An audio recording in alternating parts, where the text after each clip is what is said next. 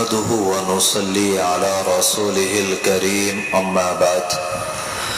فأعوذ بالله من الشيطان الرجيم بسم الله الرحمن الرحيم يا أيها الرسول بلغ ما أنزل إليك من ربك وقال النبي صلى الله تعالى عليه وسلم لقد أخفت في الله وما يخاف أحد ولقد أوذيت في الله وما يؤذى أحد أو كما قال عليه الصلاة والسلام۔ میرے محترم بزرگوں اور عزیز ساتھیوں، آپ حضرات کے سامنے قرآن کریم کی ایک آیت تلاوت کرنے کے بعد حضور اکرم صلی اللہ علیہ وسلم کی ایک حدیث مبارکہ پڑھی ہے۔ اس حدیث کے راوی حضرت انس رضی اللہ تعالی عنہ ہے، جو محسن انسانیت محمد عربی صلی اللہ علیہ وسلم کے خادم خاص ہیں۔ فرماتے ہیں کہ حضور اکرم صلی اللہ علیہ وسلم نے ارشاد فرمایا کہ خدا کے دین کی اشاعت و تبلیغ کے سلسلے میں جس قدر خوف و دہشت کے اندر مجھے مبتلا کیا گیا اتنا کسی اور کو نہیں کیا گیا،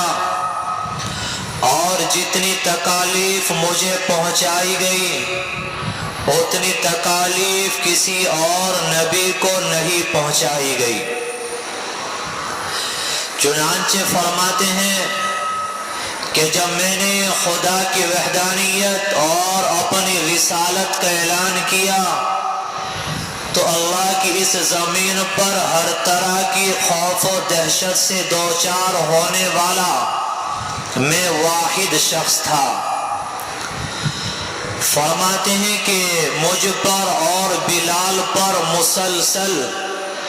30 دن اور 30 راتیں ایسی گزری ہیں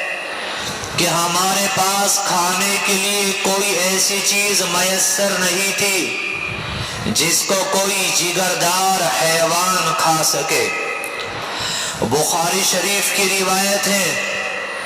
حضرت ابو ہریرہ رضی اللہ تعالی عنہ کا بیان ہے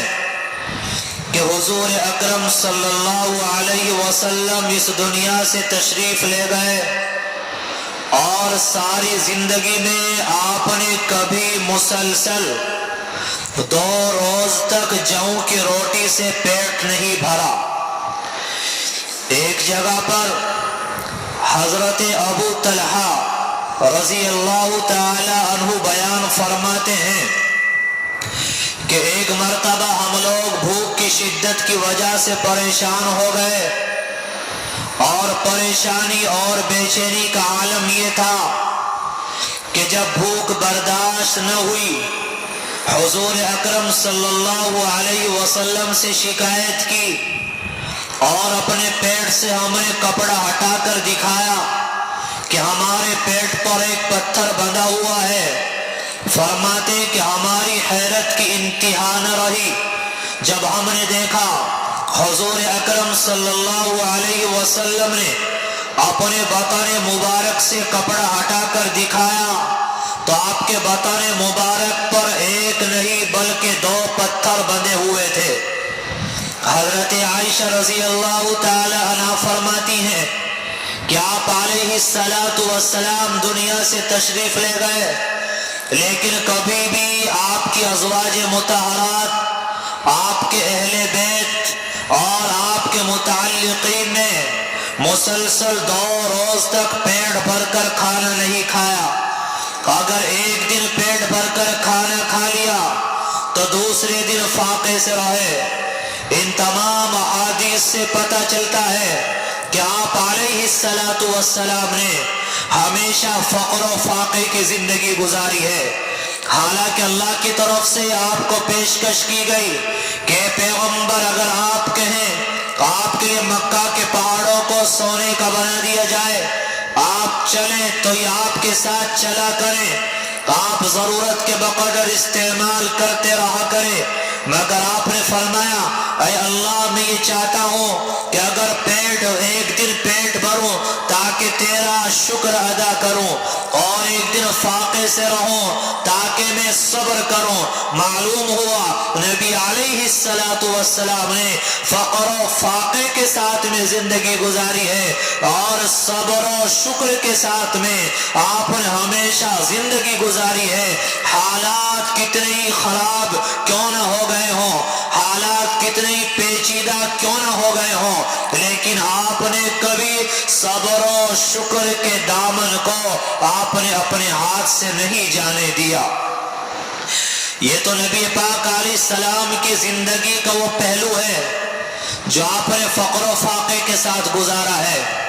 آپ کی زندگی کا دوسرا پہلو وہ ہے کہ آپ علیہ السلام پر کافر درندوں نے کس طرح اور ظلم و ستم کے پہاڑ توڑے ہیں۔ آپ اندازہ لگائیں کہ نبی پاک علیہ السلام سے زیادہ بہادر، ہمت والا، طاقت والا انسان آج تک دنیا کے اندر نہیں آیا۔ ایک طرف تمام انبیاء کی تاریخ ہے، ایک طرف نبی پاک علیہ السلام کی سیرت ہے۔ آپ کا دور نبوت 23 سالہ ہے، لیکن آپ فرماتے ہیں کہ حضرت نوح علیہ السلام کو 950 برس میں اتنا نہیں ستایا گیا جتنا 23 سال کی مدت میں مجھے ستایا گیا۔ اگر انبیاء کی تاریخ اٹھائی جائے تو نوح علیہ السلام کو 950 برس تک پتھر مارے گئے، ابراہیم علیہ السلام کو آگ میں گرا دیا گیا، اور حضرت حنظلہ بن صفوان کو زندہ کنویں کے اندر دفن کر دیا گیا۔ حضرت زکریا علیہ السلام آرے کے ذریعے ان کے بدن کے ٹکڑے کر دیے گئے۔ لیکن ایک طرف نبی پاک علیہ السلام کی تاریخ اور آپ کی سیرت ہے جو ہمیں بتاتی ہے کہ نوح علیہ السلام کو 950 برس میں اتنا نہیں ستایا گیا جتنا نبی پاک علیہ السلام کو 23 سالہ دور نبوت کے اندر ستایا گیا ہے۔ کہ آپ علیہ السلام نے یہ فرما دیا لقد اخفت فی اللہ، کہ جتنا اللہ کے راستے میں مجھے ڈرایا گیا اور خوف و دہشت میں مبتلا کیا گیا، وما یخاف احد، اتنا کسی کو نہیں ڈرایا گیا، وَلَقَدْ أُوذِيتُ فِي اللَّهِ وَمَا يُؤْذَى أَحَدٌ، اور جتنا مجھے ستایا گیا اتنا کسی پیغمبر اور نبی کو نہیں ستایا گیا۔ ذرا پیغمبر کی سیرت کا مطالعہ کریں، نبی علیہ السلام کی سیرت کا مطالعہ کریں۔ تاریخ بتاتی ہے کہ جب حضور اکرم صلی اللہ علیہ وسلم نے اپنی نبوت اور رسالت کا اعلان کیا اور اہل مکہ کو اور کفار مکہ کو اللہ کی وحدانیت کی طرف بلایا، تو ان لوگوں نے باقاعدہ مکہ المکرمہ میں کمیٹیاں بنائی، اور کمیٹیوں کے اندر طے کیا گیا کہ محمد سے تمام رشتہ دارانہ تعلقات منقطع کر لیے جائیں، پوری قوم میں ان کا بائیکاٹ کیا جائے، بات بات پر ان کا تمسخر اور مذاق اڑایا جائے، ان کو ذہنی اعتبار سے اور جسمانی اعتبار سے ہر اعتبار سے ان کو پریشان کیا جائے، ہر طرح سے ان کو ستایا جائے، اور ان کے ماننے والے اور ان پر ایمان لانے والوں کی زندگی گزارنا دو بھر کر دیا جائے۔ اگر ان تمام تر باتوں کے باوجود محمد اپنے مشن سے پیچھے نہ ہٹے اور ہمارے معبودوں کو برا بھلا کہنے سے باز نہ آئے تو نعوذ باللہ ان کو قتل کر دیا جائے۔ جب مکہ میں کمیٹیاں بنا دی گئی اور یہ مشورہ طے کر لیا گیا۔ اب تمام لوگ نبی پاک علیہ السلام کے پیچھے پڑے، آپ کے راستے میں کانٹے بچھائے جانے لگے۔ حضور اکرم صلی اللہ علیہ وسلم آپ خانہ کعبہ میں اللہ کے سامنے سجدہ ریز ہوتے تو گلے میں رسی ڈال کر کھینچ دیا جاتا، کبھی گلے میں کپڑا ڈال کر آپ کے گلے کو گھونٹ دیا جاتا۔ آپ اللہ کے سامنے خانہ کعبہ میں سجدہ ریز ہوتے، آپ کی کمر مبارک پر اونٹ کی اوج لا کر رکھ دی جاتی، آپ دبے رہ جاتے، لیکن زبان پر کبھی حرف شکایت نہ آتا۔ حضرت منیب ازدی رضی اللہ تعالیٰ عنہ فرماتے ہیں کہ میں نے اپنے زمانے جاہلیت میں دیکھا، میں نے ابھی اسلام قبول نہیں کیا تھا، ایک جگہ سے گزرا، دیکھا ایک مجمع جمع ہے اور وہ مجمع درمیان میں کوئی آدمی ہے اور اس کے اوپر مٹی پھینک رہا ہے، کوئی ڈھیلے مار رہا ہے، کوئی گالیاں دے رہا ہے، کوئی اس آدمی کے چہرے پر تھوک رہا ہے۔ میں قریب گیا، کیا معاملہ ہے، آخر کیا ہو گیا؟ میں نے جا کر دیکھا کہ درمیان میں حضور اکرم صلی اللہ علیہ وسلم تشریف فرما ہے، آپ لوگوں سے فرما رہے ہیں اے لوگوں تم لا الہ الا اللہ پڑھ لو، تم کامیاب ہو جاؤ گے۔ یہ کہنے کی وجہ سے آپ کو اذیتیں اور آپ کو یہ تکالیف پہنچائی جا رہی تھی۔ یہ نبی پاک علیہ السلام کی سیرت کا اور آپ کی زندگی کا یہ وہ دوسرا پہلو ہے کہ آپ پر کس طرح ظلم و ستم کے پہاڑ توڑے گئے ہیں۔ ایک مرتبہ حضرت عائشہ رضی اللہ تعالی عنہا نے حضور اکرم صلی اللہ علیہ وسلم سے عرض کیا، اے اللہ کے رسول، جتنی تکلیف آپ کو غزوہ احد میں پہنچی ہے شاید آپ کو اتنی تکلیف کبھی نہ پہنچی ہو، کیونکہ غزوہ احد میں آپ کے دندان مبارک شہید کر دیے گئے تھے، لیکن آپ علیہ السلام نے فرمایا عائشہ تمہیں کیا معلوم ہے کہ طائف کے میدان میں میرے ساتھ جو سلوک کیا گیا تھا وہ میری زندگی کا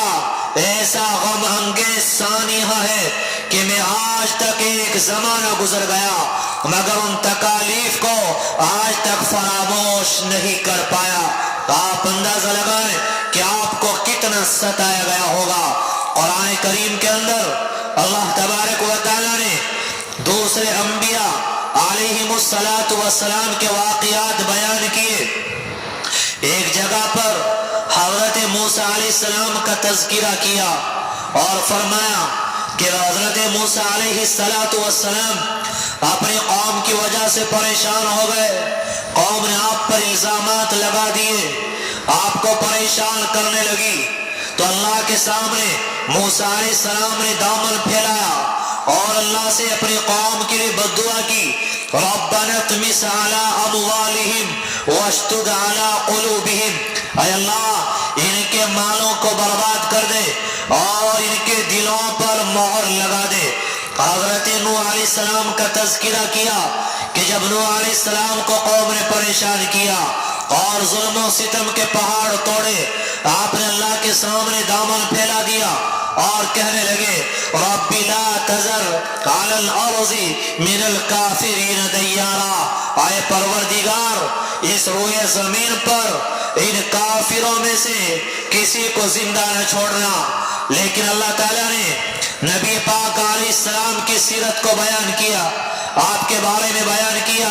کہ آپ تو ایمان والوں پر بڑے مہربان ہیں، آپ بڑی شفقت کرنے والے ہیں۔ بے شمار واقعات موجود ہیں جب نبی پاک علیہ السلام آپ طائف جاتے ہیں، وہاں کے سرداروں کو ایمان کی دعوت دیتے ہیں، وہ آپ کی دعوت کو قبول کرنے کے بجائے آوارہ اور بدمعاش لڑکوں کو آپ کے پیچھے لگا دیا جاتا ہے اور وہ آوارہ اور بدمعاش لڑکے نبی پاک علیہ السلام کے پیچھے دوڑتے ہیں، آپ کے بدن مبارک پر پتھر برساتے ہیں، نبی پاک علیہ السلام 3 میل تک دوڑے جاتے ہیں، کون؟ جو اللہ کا حبیب ہے، جو اللہ کا محبوب ہے، جو پوری کائنات کا خلاصہ، جس کی وجہ سے پوری کائنات کو بنایا گیا، وہ پیغمبر جس نے فرمایا انا سید الانبیاء، میں تمام نبیوں کا سردار ہوں، وہ پیغمبر جس نے فرمایا انا نبی الانبیاء، میں تمام نبیوں کا نبی ہوں، اور تمام نبیوں کی نبوت اسی وقت مانی جائے گی جبکہ وہ اس بات کا اقرار کر لیں کہ محمد عربی صلی اللہ علیہ وسلم وہ اللہ کے آخری نبی اور پیغمبر ہیں، جب تمام نبیوں کی نبوت کو مانا جائے گا۔ اب اللہ کے حبیب، اللہ کے محبوب طائف کا میدان ہے اور پیچھے آوارہ اور بدماش لڑکے لگے ہیں، بدن مبارک پر پتھر برسائے جا رہے ہیں۔ کہنا بیان کرنا آسان ہے، سن لینا بڑا آسان ہے۔ آج ہم کسی سے ملاقات کے لیے چلے جائیں اور دین کی دعوت دینے کے لیے چلے جائیں، ہم گشت میں چلے جائیں، ملاقات کرنے چلے جائیں اور سامنے والا ہماری بات پر توجہ نہ دے، ذرا منہ پھرا کر بات کر لے، ہماری پیشانی کے شکل نہیں نکلتے، ہم کہتے ہیں کہ کام نبیوں والا اور اخلاق کس کے؟ کام نبیوں کا، اخلاق غیروں کے اپنا لیے، کام نبی کا اور تحمل اور بردباری وہ ہمارے اندر سے ختم ہو گئی، کام نبیوں والا مسلح سے رشتہ ہم نے ختم کر دیا، کام نبیوں والا نبی کی طرح دعائیں کرنا ہم نے چھوڑ دیا۔ چنانچہ آپ نبی کی سیرت کو دیکھیے، آپ پیغمبر کی سیرت کو دیکھیے، یہ واقعات عمل کرنے کے لیے بیان کیے جاتے ہیں کہ نبی ایک ایک انسان کے پاس آپ کتنی مرتبہ گئے، ہم 2-4 مرتبہ جائیں پیشانی میں شکن آ جاتے ہیں، ہمت ہار جاتے ہیں، حوصلہ پست کر کے ہم بیٹھ جاتے ہیں اور محنت اپنی کم کر دیتے ہیں۔ یہ اللہ کا نبی اور پیغمبر یہ 3 میل تک دوڑے جا رہا ہے اور پتھر برسائے جا رہے ہیں۔ عجیب منظر ہے کہ آپ کے بدن مبارک پر پتھر برسنے کی وجہ سے خون آپ کے بدن سے بہ رہا ہے اور زمین پر گر رہا ہے۔ یہ وہ منظر ہے کہ آسمان کے فرشتے رو رہے ہیں اور زمین کے مخلوق رو رہی ہے۔ زمین کا وہ حصہ جہاں آپ کے بدن مبارک سے خون بہ کر گر رہا تھا، زمین کا وہ حصہ رو رہا ہے۔ آپ 3 میل تک دوڑے ہوئے جا رہے ہیں، اللہ کی ساری مخلوق رو رہی ہے۔ کچھ دیر جانے کے بعد آپ کو سکون ملا، اللہ کا فرشتہ آ گیا اور کہتا ہے آپ اجازت دیں تو پہاڑوں کو ملا کر ان کو پیس کر رکھ دیا جائے۔ اللہ کے پیغمبر نے فرمایا نہیں، اگر یہ ایمان نہ لائے تو امید ہے کہ ان کی آنے والی نسلیں وہ ضرور ایمان لے کر آئیں گی۔ کہاں گیا ہمارا تحمل، کہاں گیا ہمارے اخلاق، کہاں گئے ہماری بردباری، کہاں گئی دین کی خاطر قربانی دینے کا جذبہ،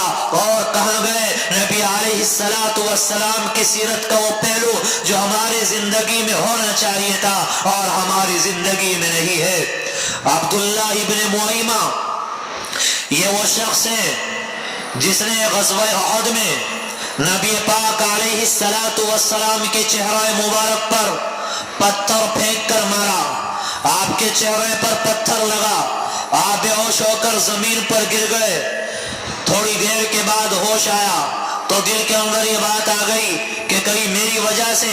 ان لوگوں پر اللہ کی طرف سے عذاب نہ آ جائے۔ آپ ہوش میں آئے اور فوراً کہنے لگے اللہم اہدی قومی فإنہم لا يعلمون، اے اللہ میری اس قوم کو ہدایت عطا فرما، یہ جانتے نہیں، اگر یہ جانتے تو ایسا ہرگز نہ کرتے۔ یہ پیغمبر کی سیرت ہے جو ہمارے لیے نمونہ ہے، جو ہمارے لیے قابل اتباع ہے۔ اور وہ نبی وہ ہمیں اتنا پیار دے کر چلا گیا اور اتنی محبتیں دے کر چلا گیا کہ ہمارے ماں باپ ہمیں وہ پیار اور وہ محبت نہیں دے سکتے۔ حضرت عائشہ رضی اللہ تعالیٰ عنہ فرماتی ہیں کہ کتنی مرتبہ ایسا ہوتا میری باری ہوتی، آقائے دو جہاں محمد عربی صلی اللہ علیہ وسلم تشریف لاتے اور مجھے چھوڑ کر مصلی پر تشریف لے جاتے، میں نے سنا کہ آپ کے سینے سے رونے کی آواز ایسے آ رہی ہوتی تھی جیسے ہنڈیا کے پکنے کی آواز آتی ہے۔ میں نے پیچھے کھڑے ہو کر سنا آپ کیا کر رہے ہیں، تو آواز آ رہی ہوتی تھی اے اللہ میری امت کو معاف فرما، میری امت کے مردوں کو اور عورتوں کو معاف فرما، میری امت کے زندوں کو اور مردوں کو معاف فرما۔ حضرت فاطمہ رضی اللہ تعالی عنہا فرماتی ہے کہ کتنی مرتبہ ایسا ہوتا آپ علیہ السلام تشریف لاتے، آپ کو بھوک لگی ہوتی، کھانا آپ کے سامنے پیش کیا جاتا، آپ کو امت کی یاد آ جاتی اور کھانا کھایا نہ جاتا، مصلی پر جاتے اور امت کے لیے آپ دعائے مغفرت میں مشغول ہو جاتے۔ ابھی انبیاء کے واقعات آپ کو بتائے کہ موسیٰ علیہ السلام نے اپنے قوم کے لیے بد دعا کی ہے، نوح علیہ السلام نے اپنی قوم کے لیے بد دعا کی ہے، صالح علیہ السلام ہو، حضرت ہود علیہ السلام ہو، حضرت لوط علیہ السلام ہو، جب قوموں نے ان کو ستایا انہوں نے بد دعا کی ہے، لیکن اللہ نے ہمیں وہ نبی اور وہ پیغمبر عطا کیا ہے کہ حالات آئے، پریشانی آئی، ستایا گیا، ظلم و ستم کے پہاڑ توڑے گئے، لیکن زبان پر کبھی حرف شکایت نہ آیا، آپ دعائیں کرتے رہے، کبھی آپ نے اپنی امت کے لیے بد دعا نہیں کی۔ جب نبی پاک علیہ السلام حجۃ الوداع کے لیے تشریف لے جاتے ہیں، اپریل اور مئی کا مہینہ ہے اور عرب کی چلچلاتی دھوپ ہے، جو آدمی حج کرنے کے لیے جائے وہ جانتا ہے کہ عرفات کے میدان میں خیموں کے اندر ایسی چل رہی ہوتی ہے، اس کے باوجود بھی سکون نہیں ہوتا، گرمی اتنی شدت کے ساتھ پڑ رہی ہوتی ہے، لیکن آج سے 1400 سال پہلے نہ کوئی خیمہ تھا، نہ کوئی درخت تھا، نہ کسی پنکھے اور ایسی کا کوئی انتظام تھا۔ اپریل اور مئی کا مہینہ، عرب کی چلچلاتی دھوپ، نبی پاک علیہ السلام اپنی اونٹنی کے اوپر سوار ہیں۔ آج ہم دعا کریں اپنے لیے، ہم لوگ 10 منٹ میں تھک جاتے ہیں، اور حضور اکرم صلی اللہ علیہ وسلم آپ اونٹنی کے اوپر سوار ہیں اور مسلسل 5 گھنٹے تک رو رو کر اللہ سے اپنی امت کے لیے آپ نے برابر دعائیں مانگی ہے۔ روایات کے اندر آتا ہے آپ دعا کرتے کرتے تھک جاتے، کبھی آپ بیٹھ جاتے، بیٹھے بیٹھے تھک جاتے تو رکاب میں پاؤں ڈال کر آپ پھر کھڑے ہو جاتے اور مسلسل 5 گھنٹے تک آپ امت کی مغفرت کے لیے اللہ سے دعا فرماتے رہے۔ جب کوئی انسان دنیا سے جاتا ہے تو ہر انسان اپنی اولاد کو دیکھنا چاہتا ہے، اپنے بیٹے بیٹیوں کو دیکھنا چاہتا ہے۔ جب نبی پاک علیہ السلام کا آخری وقت آیا، آپ سے چلا نہیں جا رہا تھا، حجرہ مسجد نبوی کے برابر میں اتنا ضعف اور بیماری اور کمزوری، آپ مسجد نبوی تک نہیں جا سکتے تھے، تو حضور اکرم صلی اللہ علیہ وسلم نے روشن ڈال کا پردہ ہٹایا، اپنی امت کا دیدار کیا اور فرمایا الصلاۃ الصلاۃ کہ نماز کا اہتمام کرتے رہنا۔ نبی پاک علیہ السلام جو آخری وصیت آپ کر کے جا رہے ہیں اور امت کو جو پیغام دے کے جا رہے ہیں، فرمایا کہ نماز کا اہتمام کرتے رہنا۔ آج امت زبان سے محبت رسول کا دعویٰ کرتی ہے، لیکن آج مسجدوں کو ہم نے ویران کر دیا ہے۔ آج مسجدیں وہ نمازیوں کو ترس رہی ہیں، آج مصلی وہ سجدوں کو ترس رہے ہیں۔ یہ امت وہ امت ہے کہ اپنے پیغمبر اور نبی کے آخری پیغام کو بھی بھلا دیا۔ آپ فرما کر گئے وَمَا مَلَكَتْ أَيْمَانُكُمْ کہ اپنے ماتحتوں کے ساتھ اپنے ملازم اور نوکروں کے ساتھ اچھا برتاؤ کرنا۔ آج آپ کی امت کے افراد یہ ملازموں کا خون چوس چوس کر ازدہوں کی طرح پل رہے ہیں، لیکن ان کی مزدوری پوری دینے کا کبھی خیال نہیں آتا۔ نبی پاک علیہ السلام فرما کر گئے کہ مزدور کی مزدوری پسینہ خشک ہونے سے پہلے اس کے حوالے کر دی جائے۔ آج اللہ کے نبی کا یہ بھی آخری پیغام تھا، آج امت نے اس پیغام کو بھی بھلا دیا ہے۔ وہ نبی جو ہمارے روتا رہا، روتا روتا دنیا سے چلا گیا، وہ پیغمبر جو ہمیں اتنا پیار دے گیا کہ ماں بھی اتنا پیار نہیں دے سکتی، جو باپ سے زیادہ شفقتیں دے گیا، جو ماں باپ سے زیادہ ہمارے لیے رو کر چلا گیا۔ کل قیامت کا میدان، نفسی نفسی کا عالم، تمام انبیاء وہ بھی نفسی نفسی پکاریں، صرف ہمارے پیغمبر علیہ السلام وہ ایک واحد پیغمبر اور رسول ہیں، یا رب امتی امتی پکاریں گے، اور وہاں بھی امت کو فراموش نہیں کریں گے۔ آپ دنیا میں رہے تو امت کے لیے روتے رہے، قیامت آ گئی، اللہ کے سامنے پیشی ہو گئی، وہاں بھی آپ امت کے لیے رو رہے ہیں، لیکن ذرا سوچنا، اعمال تو ہمارے پاس نہیں، پیغمبر کے اخلاق تو ہمارے پاس نہیں، نبی کی سیرت وہ تو ہمارے پاس نہیں۔ کل قیامت کے میدان میں ایک اللہ کے نبی کی شفاعت اور سفارش پر ہمیں مان ہے کہ آپ کی سفارش کی وجہ سے ہماری مغفرت ہو جائے گی، تو کہیں ایسا نہ ہو کہ حوض کوثر پر جائیں اور جام پینا چاہیں اور پیغمبر چہرہ دیکھ کر کہہ دیں کہ یہ چہرہ یہ میرے امتی کا چہرہ نہیں ہو سکتا۔ ذرا سوچنا پھر وہاں کیا بنے گا۔ اور بخشش اور مغفرت کا وہ کون سا ذریعہ ہے جو ہمارے پاس ہوگا؟ وہ پیغمبر، وہ ہمارا نبی جس کی سیرت کا ایک مختصر سا پہلو آپ کے سامنے بیان کیا گیا، ساری زندگی روتا رہا، شفقتیں کرتا رہا اور دعائیں امت کے لیے کرتا رہا۔ ذرا سوچنا کہ آج یہ امت اس نبی اور پیغمبر سے زیادہ پیار کر رہی ہے یا انگریز سے زیادہ پیار کر رہی ہے؟ آج اس امت کو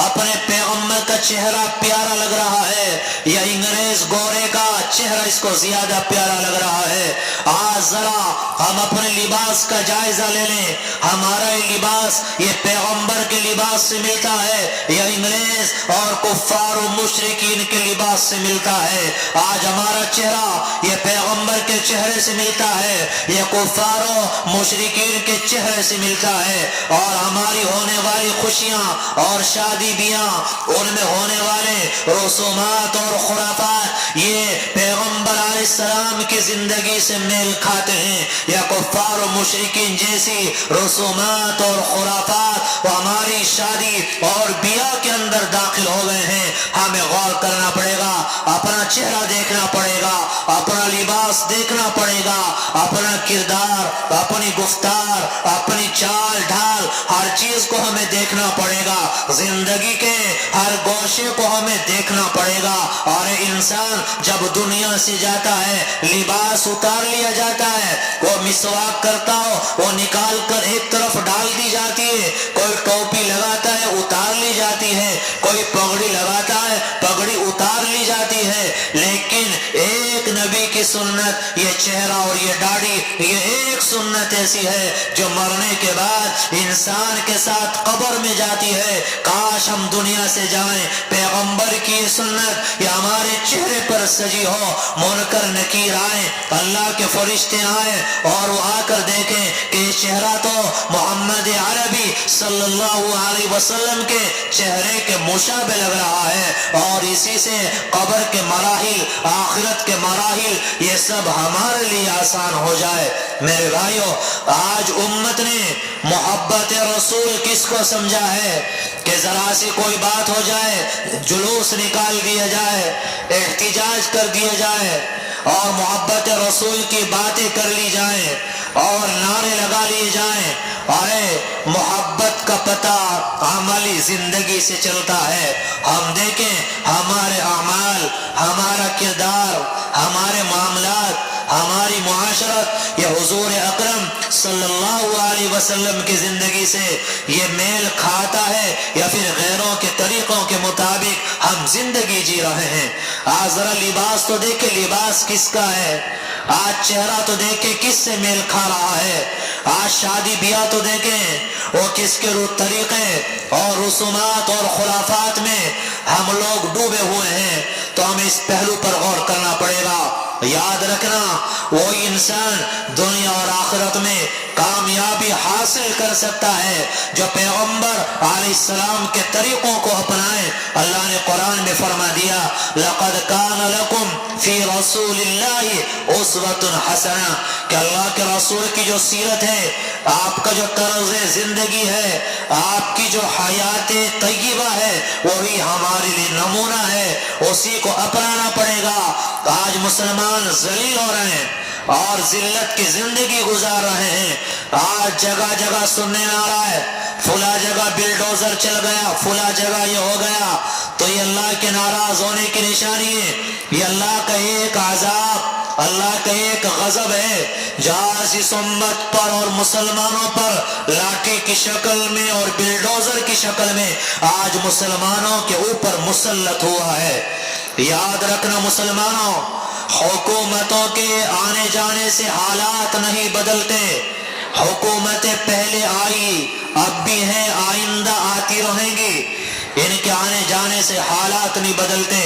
حالات بدلتے ہیں اپنے آپ کو بدلنے سے، حالات بدلتے ہیں اپنے اعمال کو ٹھیک کرنے سے۔ اللہ تعالیٰ نے ہمارے حالات کو ہمارے اعمال کے ساتھ جوڑا ہے۔ جب ہمارے اعمال خراب ہوتے ہیں تو وہ پروردگار ہماری دنیا کو بھی برباد کرتا ہے اور ہماری آخرت کو بھی برباد کر دیا کرتا ہے۔ چین اور سکون چاہتے ہیں تو آئیے توبہ کریں۔ نبی علیہ السلام کی زندگی کے ایک ایک نمونے، ایک ایک گوشے کو اپنی زندگی میں لائیں۔ آپ کے چہرے سے پیار کریں،